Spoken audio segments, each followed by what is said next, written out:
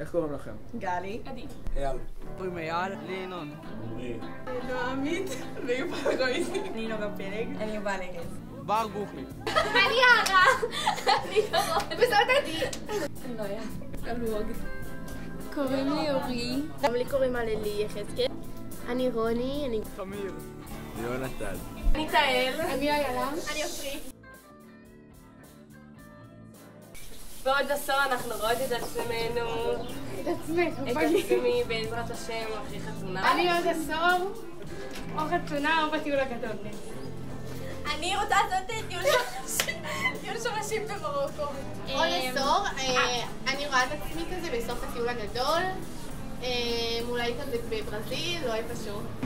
אני עוד עשור רואה את עצמי מתחילה נראה לי כזה את הטיול הגדול או באמצע. אני רוצה לטייל כזה שנה או כזה. אני עוד עשור כנראה יהיה איזה ברמנית באיזה... ברמנית בתל אביב. בטיול הגדול כנראה כן, בטיול הגדול. וואי, נראה לי בקיבוץ בארץ. נראה לי כזה בסוף הטיול הגדול כזה. בחו"ל. כן, חצרה. לומד. באיזה סיור הופעות באירופה. מדריך לשימור השייטת 13. עוד 10 שנים נראה לי תואר במשהו. בקבע בצבא. אולי אני אטייל. גרה בקיבוץ, בית לבד, מטבח גדול, ויש לי קונדיטוריה בקיבוץ. לומדת בטכניון אדריכלות, ועובדת ולא יודעת מה. בין הסקוררים הגדולים ביותר באנגליה. אני רוצה להיות אדריכל לשיר. מורה לאיזה משהו מדעי, פיזיקה, אני יודע. בארצות הברית. כלב. עוד עשור לומד לתואר שני.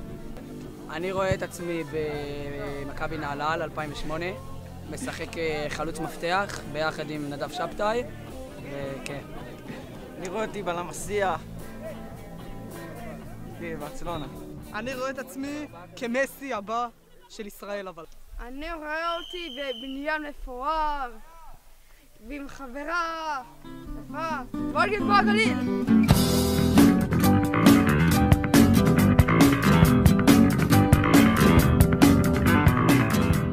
עוד 10 שנים? כן, למה אתם לא שואלים?